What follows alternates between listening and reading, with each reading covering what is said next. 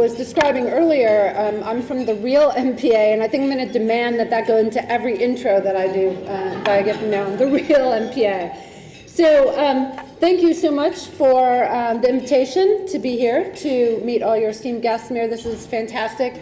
And I want to kick us off tonight by talking about the power of magazine media. I have the coolest job in the world because that's what I get to do all day, every day, is to share with readers, consumers, advertisers, marketers, all kinds of groups of influential people about the power of magazine media. And I don't feel that, I don't describe that, I don't live that because it's all I know. I'm not a Luddite. I have a very different background actually from most people who have preceded me in this job. I've never been a publisher. I never ran a trade group. And I was fully immersed in digital media for about 15 years, both in the ad agency side and working inside a technology company. I've been to Bangalore. I've had my product re-engineered overnight while I was sleeping, so I get technology. So I don't come to magazines because I don't understand digital. I know what digital media does well, and I know what magazines do well. And I'm going to talk about that tonight and share with you some of those distinctions because I think it's really important for us all to understand that and to feel the power of those brands. So let's get into it and talk about it a little bit. What's special about magazines? And in this case, I am talking about magazines in all their glorious formats because magazine media lives in multiple formats, not just in print, right? And magazine media is special because it builds brands and sells products for advertisers at the same time. It does two things. If you're a marketer, you're living in the upper funnel and the lower funnel world at the same time. And magazines are unique in their ability to do that. In a safe and transparent environment, I probably don't have to tell you that brand safety is a really big issue right now, right? What is the content that consumers trust? What is the information that they trust? And if you're a marketer, where do you want your brand to live? So that brand safety is a really important hallmark right now.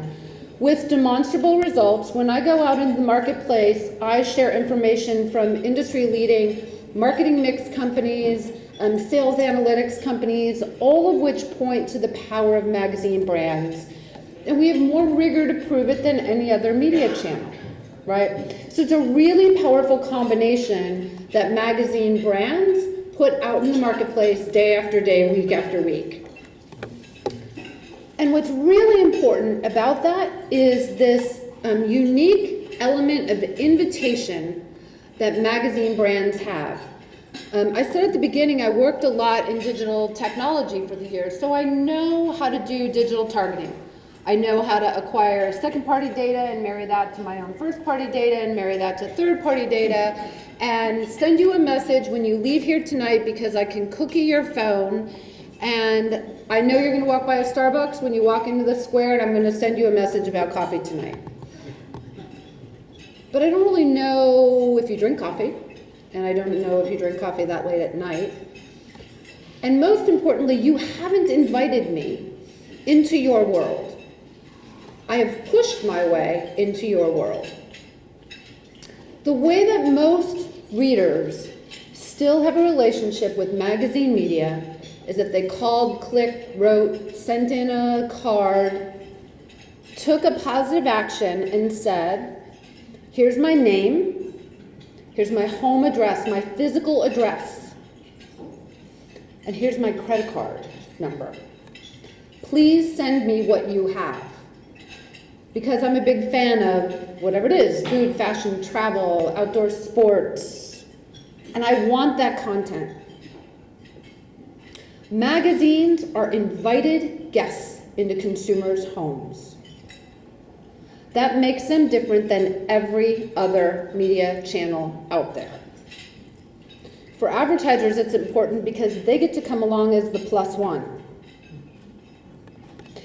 And that element of invitation, that element of wantedness is why you see these fantastic qualitative statements, which all come from Simmons Marketing Research, from their 2016 multimedia study.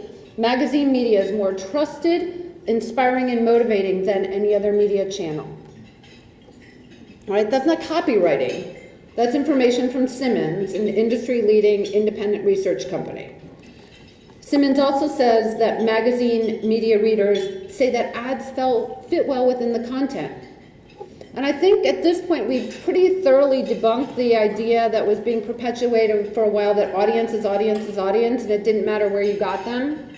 Because we've seen in the marketplace that's not true, right? And this contextual relevance is what makes magazine brands so powerful. And one more statement, also from Simmons, younger readers, 18 to 49s, are especially receptive to advertising and magazine media, right? The lifeblood that helps fund that fantastic content, right? And so when you have that receptivity, you have that invitation to be part of somebody's life. You have that, that magic moment, that magazine moment. It's why we see the audience vitality, audience attention, really performing very well for magazines. I'm going to show you some audience trends in a few minutes. But before I want to do that, I want to talk about why consumers are having this magazine moment, why they invite magazines in, why they trust these brands. And I'll show you some more information that comes from Edelman, their trust study. Have any of you, just quick show of hands, who's familiar with the Edelman trust study? Have you guys seen this? Okay, a few of you. Edelman Public Relations Agency has been following the trust in all kinds of media and institutions. They've been doing this longitudinally, following for years. They just released the most recent iteration of their trust study at Davos a few months ago. And part of what they do is look at consumers' trust worldwide in media brands versus platforms, right? And that's what you see here. And interestingly, consumers are increasingly differentiating between a platform and a media brand, right? And you see the trust in platforms going down. And by the way, this was revealed at Davos, which was before Mr. Zuckerberg was in front of Congress, so I can imagine what this line is doing right about now, right?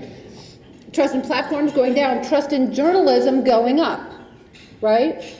All of you journalism students, you just got at least 5 points more popular with consumers, right? This is really important, and we've seen this not just in the US political environment, but worldwide. Consumers have really had to think about where they're getting the information that they're using in their lives, right? And this differentiation is really important. And what's interesting, people ask me all the time, Linda, why do you want to work with legacy media brands, right? And the way they say that legacy, like it's a horrible thing. The Economist magazine, you guys know The Economist? They're getting ready to celebrate their 175th anniversary this year. I bet there are a lot of business people who would love to have a brand that lasted 175 years. Legacy means you know how to do it right and you've created a lasting business. Legacy in this terminology can be translated to traditional media. And the trust in traditional media, according to Edelman, is going up, whereas trust in other online-only search platforms, social media platforms, again, trending down, right? Now, it doesn't mean these are going away. I'm not saying that these are all bad platforms, right? Everything has its place in the media ecosystem. But that consumer trust that people have been sort of worried about the magazine business for a long time, we're on the right side of that trust line, right? Now, how do you get on the right side of the trust line? Why does this happen? Why do consumers believe in magazines? Let me show you a couple cases why. Oh, actually, let me show you, first of all, our magazine campaign that we unveiled about 6 months ago. And Susan, who you heard from earlier, worked with the creative team from the Hearst Corporation to come up with this industry-wide campaign, which has been running in magazines in their printed format and their digital format, to point out to both consumers and marketers the value of these credible magazine brands. So can you believe what you read? How often have you been fooled by fake content? This was picked up in all the trades, including from our friend Bo Sachs, who covered the campaign step by step and didn't let us off the hook on any of our factual basis. Got terrific highlights across the industry. We had fantastic out-of-home placement, including in Times Square, to really call consumer attention. There were consumers who wrote letters to the magazine brands who ran this ad, talking about the ad. We had magazines say to us, no consumers ever write about any ad, and they were writing in saying, thank you for validating, thank you for pointing out the worth and the value of these brands.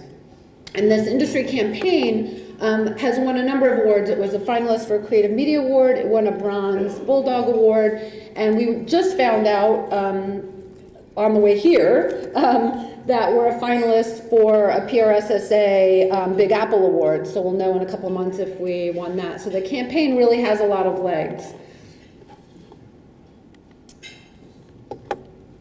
And how do we know that magazine brands are trusted? How do we really think about what these brands represent in the marketplace and why consumers trust this content? Let me give you a couple examples.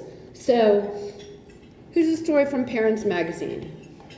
I think that something is wrong with my child. Now, for any of you who are parents in the room, and I have two kids, a little bit older than this now, but you know that there's lots and lots and lots of information online, right?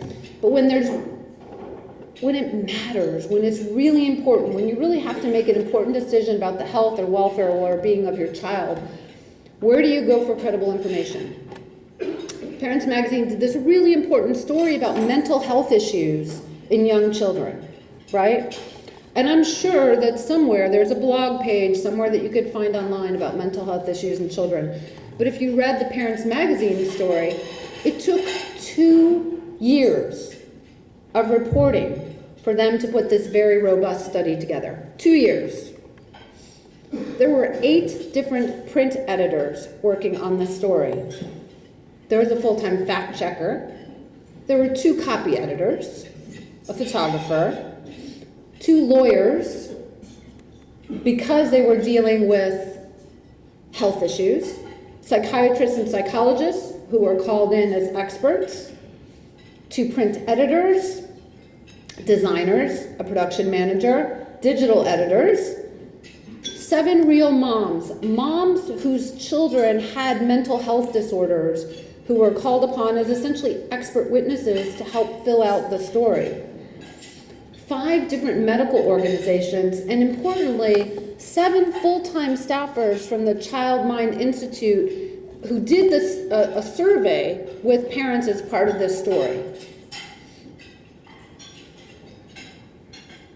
We don't always, as an industry, remember to tell consumers what's under the cover of our magazines. What's behind the story? What's the story behind the story? This is the story behind the story. You don't get a story about mental health issues with children because a blogger opened up a laptop this morning and decided to share a personal story. You get 2 years of reporting. Let me give you a couple other examples. Oops, sorry, 6 pages. Good Housekeeping did a story about some of the struggles that consumers are having in the current financial environment with job security, etc., and how that affected their family life. Sometimes online a story develops because somebody meets somebody and it seems like an interesting story. In this case, that happened. A reporter met this family that they thought was worth a story, but it took 2 pitch writers, a managing editor, an executive editor, and an editor-in-chief before that story even got approved and assigned, and then all these other people weighed in on the story. Right? So when you read the story in Good Housekeeping, you might not have known sort of what was under the hood. I spent a lot of time in Detroit in the car business. We always talk about what's under the hood. This is what's under the hood of credible media. I had the fantastic opportunity, both in my pre-MPA life when I was an advertiser, And again, since I've been to the MPA, to go to the Good Housekeeping Institute. Good Housekeeping maintains an entire floor in the Hearst building. And the Good Housekeeping Institute is full of chemists and physicists and people who do product testing. You don't get your product featured in the magazine without going through this incredibly rigorous process. Let me just give you a couple examples of how all these people that you see who contribute to the product testing.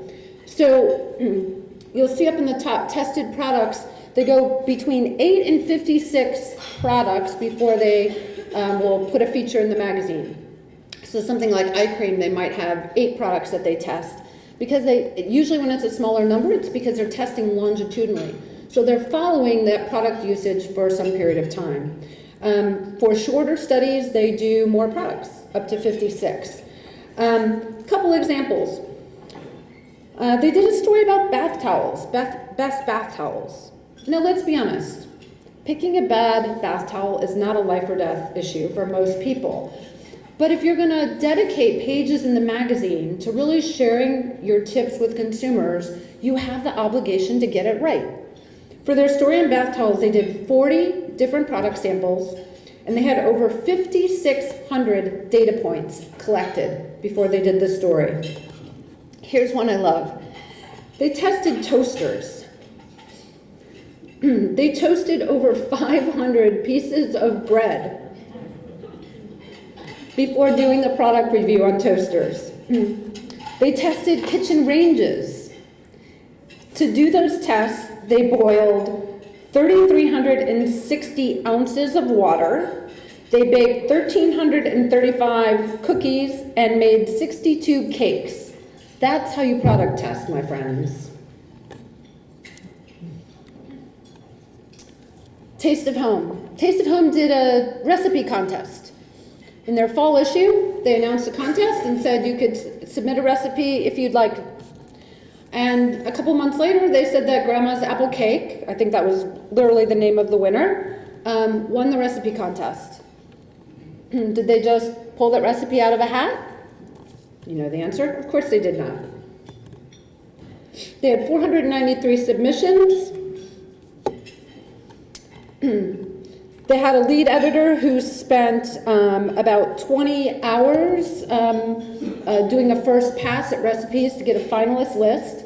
Once they had a finalist list, they had 2 full-time culinary assistants who did online research to make sure that the recipes were not just pulled from a cookbook, right? That they were truly original recipes. Food editor read every submission to get to the top 30. 8 to 10 editors did at least 3 retests of every recipe. When consumers go to these properties, they know what they're getting, right? One more, a news example. The Nation magazine did this very robust, very detailed and long study about forensics and the use in legal cases. They did 5 months of reporting. And you can see their rough estimate is that there was at least a $25,000 investment for all the work that went into that story. Reporters went through over 7,000 pages of legal trial coverage, 37 hours of fact-checking after the original reporting was done, 3 copy editors who went through every detail after the fact-checker went through, right? This is what's under the hood of magazines. And I think it's incumbent on us to tell consumers, because we've started to use this word content, and we've started to pretend that all content is equal, and that whether it's my blog posting or 5 months of research and thousands of dollars investment, that those things have equal weight. And they don't, and they shouldn't. And we need to keep advocating for the fantastic work that goes on in the business. I know it matters to consumers because you see it here. This is a top line of our Magazine Media 360 monthly research, where we look at total magazine brand audiences in both print and digital formats. The MPA has been collecting this data back through mid-2014. That yellow line on the top is when you add in print and digital audiences for all the measured magazines that we're capturing together, that's what you see. That growth is what you see, right? The red line is print plus digital replicas. If you're a media research geek, it's how MRI captures the data, right? So it's mostly print with a sort of small number of digital replica readers. So that number is mostly flat, up and down a little bit month to month. And all the lines below mobile web, desktop web, video are all the other formats on which people are reading their magazine content, right? So that yellow line on the top takes you to enormous magazine audience growth since 2014. Did any of you walk in here tonight thinking that magazine audiences were had grown by over 20% since 2014? Two of you, and I know where you got your data. So for the rest of you, remember this. And if you don't remember it, it's on our website, or we're happy to send it to you, right? Again, because it's up to us to counter the narrative when people say nobody reads magazines anymore. Yeah, well, okay. I was out at visiting a client, a big CPG client, and we were talking about the food magazines and the recipe testing, and this client said to me, Linda, I know you think people read magazines, but we really want to get people on television because everybody who cares about food watches Top Chef. Everybody watches Top Chef. And I said, well, I don't watch Top Chef, but okay. I take your point. And so I went back and I talked to our research people in the house at MPA, and I said, tell me who watches Top Chef, and more importantly, how many somebody's watched Top Chef. And the answer is every single Epicurean title, every one individually, not collectively, has a bigger audience than Top Chef, right? #1 magazine has a bigger reach than the #1 television show. 6 out of the top 10 magazines beat everything on television, including NFL Sunday Night. 6 out of the top 10 magazines, according to MRI, not according to me, according to MRI, and by the way, that's a print-only number. It doesn't include their digital footprint. It's straight out of MRI. 6 out of the top 10 magazines beat everything on television, including NFL Sunday Night. You want to reach a big audience? Magazines do that for you. There's just a couple other examples. If People magazine were a television show, it would be the #1 show on television.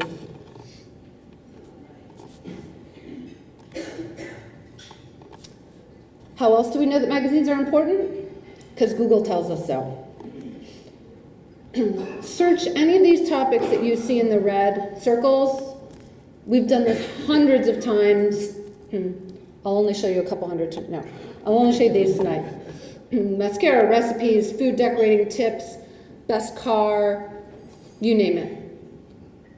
Every one of those circled results right here is when Google points consumers to a magazine brand to get their content. How do you get to the first page of Google? Which everybody wants to do. How do you get to the first page? You have the most content and you have the best content. You have content that if Google tries to send people there, they will actually go. Why will they go there? Because they trust it. Because they trust those brands. So for all these searches and hundreds more we've done, Google validates that the most trusted, most important media brands are magazine media brands. And we also know it works because of research like this. We have fantastic research partners who work with us at the MPA to provide a lot of information. This is from Media Radar. They did a study and looked at fashion brands, not at their advertising results, not at their awareness. They literally looked at the stock price of fashion brands. And this was for 2017, where the stock price of a lot of companies actually did pretty well, right? But brands that have a heavy print concentration, their stock price went up incrementally more than 30 points more than the brands that didn't have that print concentration. One more piece of research that I'll show you. We have a new study called the Social Media Engagement Factor. This came out of conversations that I was having at advertisers and with marketers, and they would say, Linda, yeah, magazines are important, but we really want to capture influencers. And I would say, okay, describe an influencer to me. And almost always the description they gave me sounded a lot like a magazine editor.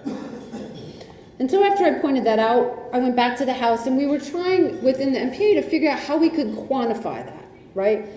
So we started a very methodical but very simple exercise where we looked at how many times in a given month a media brand, magazine brands and non-media brands, post in the 4 biggest social channels, and then how many times the consumer does something meaningful to amplify that. So share, retweet, comment, something that as a consumer you're attaching your name to that media brand, right? And you're only going to do that about something you feel positive about because it reflects on you, right? And so this was for 4th quarter, our last complete quarter of data, and you can see we studied hundreds of magazine media brands and hundreds of non-magazine brands that covered the same editorial categories, and look what we found. The most powerful brands in the social and digital ecosystem are magazine media brands. We do this quarterly now in about 22 categories. I just have a couple where I can share with you. So you can look at the magazine brands that fall into the home and garden category, including coastal living and country living and Elle Decor, etc., versus non-magazine social and digital native brands that fall in that category, Apartment Therapy, Bob Vila, Remodelista. And look at the power of those brands in terms of consumer traction. Right? Who do they trust? Whose content will they amplify? Whose content will they share under their own brand name? And as I said, we're doing this in about 22 categories now, and you can see a couple of them here. So I'm really excited to go out and talk about magazines because I think everything that I hear in both the consumer marketplace and the advertiser marketplace, what people want, consumers want a shortcut to quality. They want to know that if they sit down with this content that they can trust it.